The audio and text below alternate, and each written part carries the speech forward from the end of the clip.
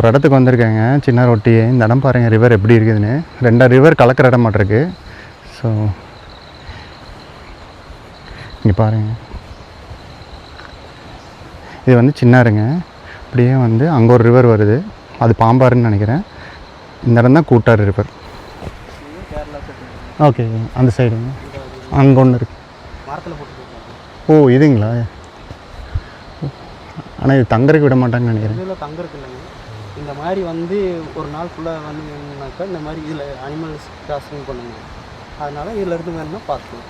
Okay, நீங்கள் பழைய வீடியோவில் பார்த்தீங்கன்னா பாம்பார் லாக் ஹவுஸ் வந்து புக் பண்ணி வந்திருந்தோம். அந்த டைமில் சின்ன ரிவர் வழியாக ட்ரெக் பண்ணி பாம்பார் லாக் ஹவுஸ் போனோம். நம்ம அந்த இடத்துலேருந்து இங்கே குரொக்கடைல் படுத்திருந்ததை பார்த்தேங்க.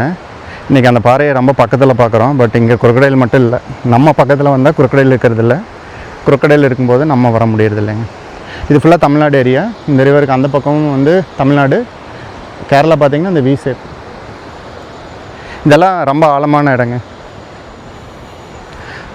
தண்ணி தேங்கி இருக்கிற வாசம் நமக்கு நல்லாவே தெரியுது. இந்த பாறையிலலாம் குரொக்கடைல் பார்க்க முடியும் மத்தியான டைமில், வெயில் அடிக்கும்போது படுத்துட்ருக்கோம்.